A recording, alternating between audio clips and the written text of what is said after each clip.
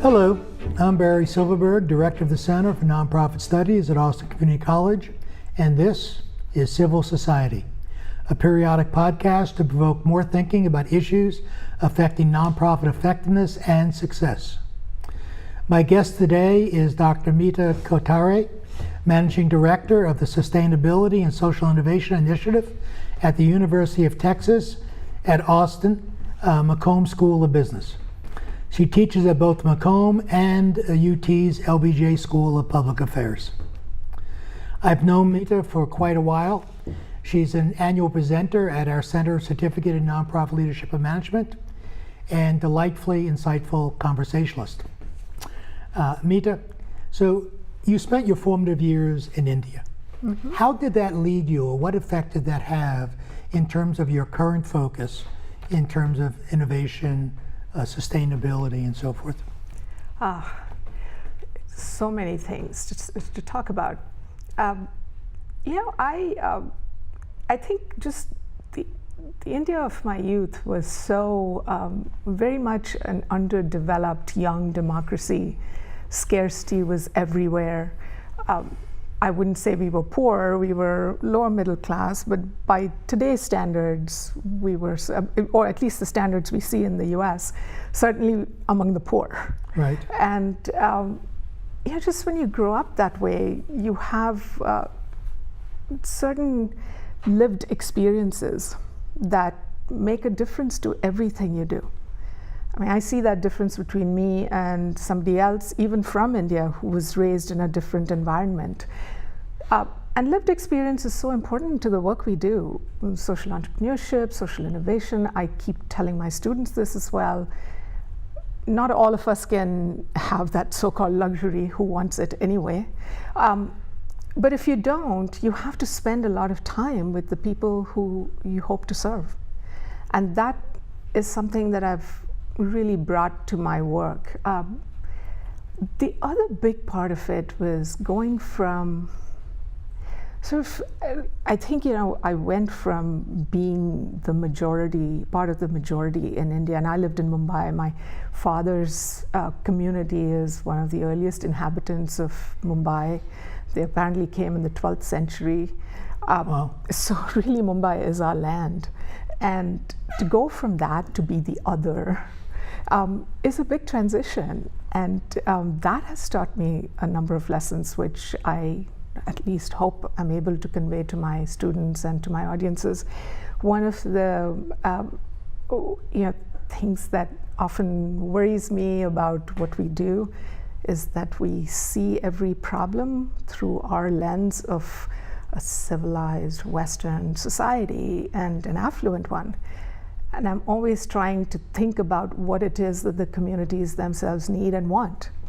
And that's where, I'll give you an example. I recently saw a movie, and I'll try to say this in as general terms as possible so I don't identify the movie or my friends in it. I saw this movie about women who had been helped with some employment opportunities by a nonprofit, and they wanted to show their success, which is fair enough, and they have been very successful. But so much of that movie kept showing shots of these cramped quarters that these women lived in. And it's got me thinking, is that what we are really trying to get them away from these close-knit communities? Or is it the fact that they don't have a voice in their education, or the voice in their marriage, or the voice in who they can get married to, or the voice to be working or non-working outside the home? Mm-hmm. It's not about the dwelling. I mean, I grew up in a really small house. In the first 10 years, something between 200 and 300 square feet, 4 of us lived in it. Tiny little house carved out of barn and some farmland. Our bathroom had 2 asbestos walls. God knows what I inhaled. But I was deeply loved and secure. I happened to be best friends with one of the richest kids in the school. And she would come to my house and say, I wish I could live with you. Your mom is so sweet and you're right by her all the time. She would see me, just cuddled up against my mom and her long braids and just twirling them while I'm talking. And that's what makes a life, and we don't see it that way. We look at every problem with our affluent lens, and that's the part of living in India that has helped me a lot when I think about all the work I do. So I'm sorry, that was a long answer. No, that was great. So that the importance of basically taking it from the point of view of the person who's going to be served to a benefit. And we take that also to another extreme. We talk about design thinking, right? And we post it our way to problems. And we have all these so-called design thinking exercises. We don't see past that. So it comes into, the label human-centered design is a lot more of what we do. You want to embed in the communities, you want to be able to see it from their point of view, really spend time with people in communities. It isn't just about, we'll do this in 2 hours, we'll design think our way to a solution. There's a lot that comes before it, and then you start to use some of these other tools. So it's a way of reflective practice, what I tell my students who get impatient in my classes when I'm telling them to stay with the problem, learn the challenge for a while. They're used to going in and saying, oh, here's the lean canvas and let's get started. That's the piece that I at least think that it's my upbringing that makes me think that way, and then partly, of course, it's just a lot of challenges that I've seen even in the last 15 years of doing philanthropy and impact investing and teaching all of these classes. And we certainly have a history in this country of failed social initiatives because they never took the people who were being served into consideration, such as the war on poverty. Yes, absolutely. So could you define for us, not academically, but operationally, what is entrepreneurship? It's not just a matter of having a little business. So for a nonprofit in particular, as they move into an area of entrepreneurship, what does that look like? Yes, great question. I think when we're talking about entrepreneurship in the context that we do, and for nonprofits, we're really thinking about changing the equilibrium. It's not about stopgap solutions and staying within the current equilibrium. So you take a small group of people and you teach them, give them some materials about health, or run a few classes on eating habits and so on. It's more about systemic change. And when you think about a small nonprofit, like the kinds we have in Austin predominantly, we're not saying that each nonprofit has to stretch itself to the point where it's going to be the sole provider of this huge problem that society is facing. It's about collaborations towards creating something of a bigger impact. It's about potentially finding solutions that have been done before. Judith Rodin, the former president of Rockefeller Foundation, famously said, most of the solutions don't need to be invented. They need to be found, funded, and scaled. And that's what I find nonprofits sometimes don't do enough. We reinvent. Someone comes up with an idea and we say it's important because it's a democratic way of doing things. You have an idea, you go for it. But what about thinking about who else is doing this? What are the best practices? How can we replicate it in our community with the specific characteristics of our community? Interrise has done this great work with their Streetwise MBA curriculum. I think that's what they call it. It's training for small business owners. And what they did was, since it was working so well with them, they licensed that to other nonprofits in other places in the country. That's the kind of idea that our nonprofits don't often think about. So that's one. Trying to think about where in the if you think about the root cause in one place, the roots, what are all the branches that go to that root cause? You're not going to take care of the entire root problem, but does your nonprofit make a systemic shift in at least some part of it? And how can you collaborate with others to do it so that we can then create a new just equilibrium? That's what we're thinking about. And I know you didn't want me to use an academic word. I shouldn't say equilibrium, but a state of being. I'm assuming our viewers are intelligent. Enough. That's right. Thank you. So the center you run, that Yes. you direct, let me make sure I get this right, innovation and sustainability? Social innovation. So Social the Center for innovation. Well, I Social almost got it. Yes, Okay. we had sustainability in our title. We're still struggling with that just because it has so many different definitions, and we're trying to find a quick way of saying our name. I was using the old title. Yeah, there you go. That's why I've confused you enough, Barry. Does it get involved in work in the community? Yes. So different programs do different things. We have multiple programs now. Even in my classes, my students are going out into the community, talking to stakeholders. I try to get them to work on a challenge that interests them, and which they potentially have lived experience or have heard about and really feel passionately about. And then from that, I try to get them to understand from the community what the problem really is and what solutions exist in the community. We do something called an impact gaps canvas, which Daniela Pappy-Thornton developed when she was at Oxford, and it really helps students to think through where their contribution can come in. So there's a lot of community interaction there. Some of my students have actually gone on to creating some products that have been interesting for the community. One of my students, who is from Chile, stayed back one semester after finishing my class because he wanted to continue to work on this web platform he developed with his team in class that helps Spanish language parents read to their children without losing that parent-child bond. How do we get that in that process? Otherwise, sometimes we send students home with materials to read, and then their parents can't speak English, so that they lose that reading time with them. So things like that are bubbling through our classes, and our students are continuing to work on them. So that's one way that our students are interacting with the community. We have a number of classes where we have a service learning component. We also have a class coming up next year, potentially, called the Philanthropy Lab, where our students will be working with the community to provide some grants and learning how to think through the causes that are important to them and to the community. We hope to continue to do this. We also have a social impact case program, which is a joint program with the RGK Center at the LBJ School, where our graduate students consult to social impact organizations.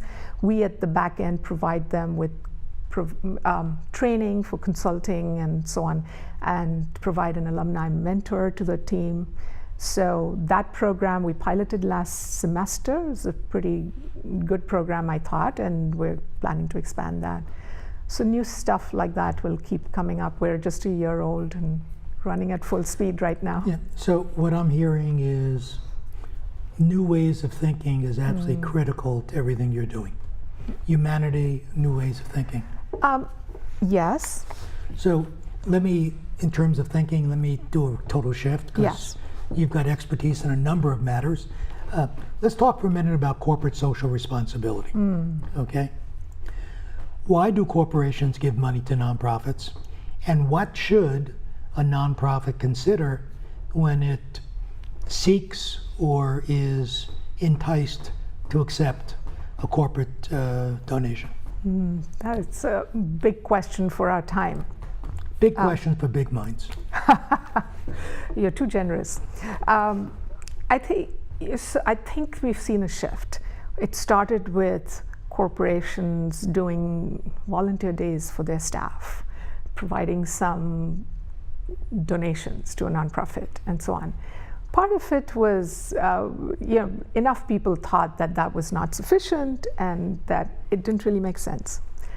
More and more companies have realized that in today's world, the solutions to, or rather the problems, are so pressing and so huge that businesses have the capacity to scale the solutions in ways that we've never had just with nonprofits working alone.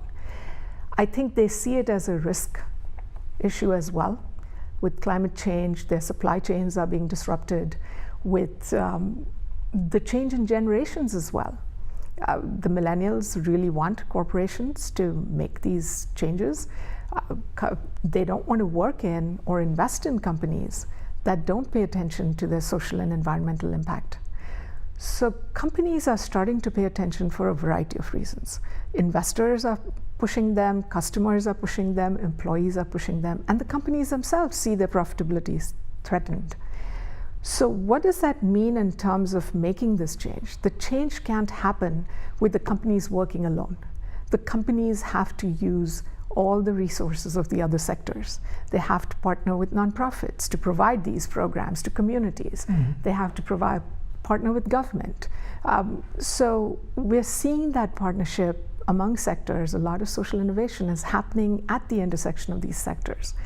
So that's causing corporations to pay more attention to nonprofits in so many ways that are much more of a partnership than simply a donation or a volunteer day. That's an important opportunity. That's an important opportunity, and to take advantage of that, nonprofits need to know what they need to do to get there, right?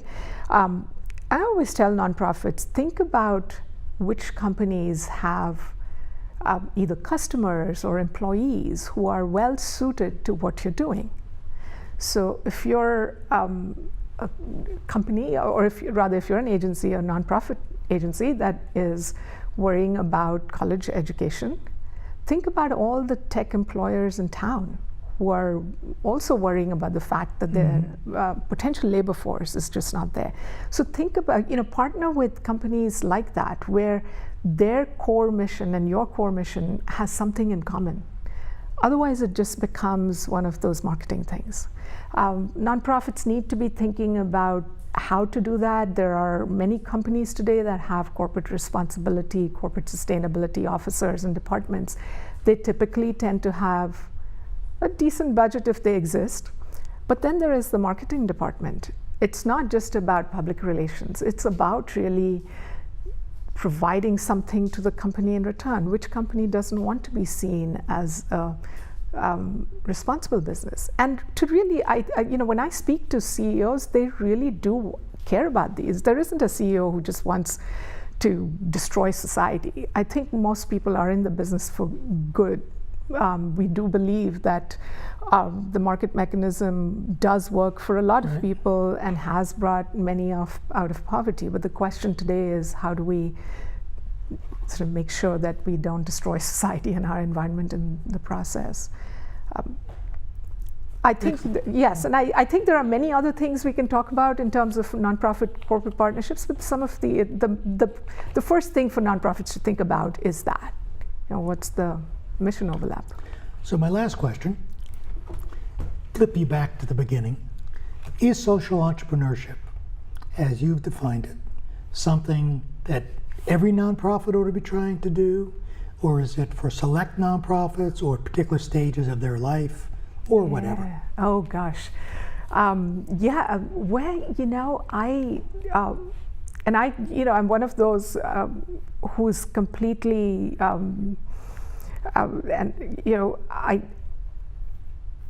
I'm not at all an advocate of one or the other for everything. It just depends on what the problem is. There are times when a nonprofit needs to exist for a safety net or for a population that really, really struggles. It may be a small population. It can be expanded. It can be scaled. You still need to exist. I think it's important for every nonprofit to be thinking about some of the things that we think about in social entrepreneurship, if done well. The question of, can we maximize our impact? Can we measure it in a way that makes sense? Can we really be paying attention to these outcomes? Are we being careful with our financial situation? Are we trying to be sustainable? Are we good stewards of our money? These are the questions that every nonprofit should be thinking about. And if you think about those as entrepreneurial questions, then yes, they should be thinking about it. They should also be thinking about ways in which you can create some revenue streams. A lot of times, nonprofits produce a considerable amount of material, curriculums, programs, and so on. And how can you think about how you might be able to monetize that so you can serve more people? So those are some of the entrepreneurial issues that I would say are common to both fields, but I don't think it's all one or the other, certainly not. Super. Meeta, thank you very, very much. Thank you, It's Barry. been a pleasure. It's my pleasure. Please visit our website, nonprofitaustin.org/civil society, to read more about social entrepreneurship and the issues we've discussed today. Also, please share your comments on today's podcast on the website.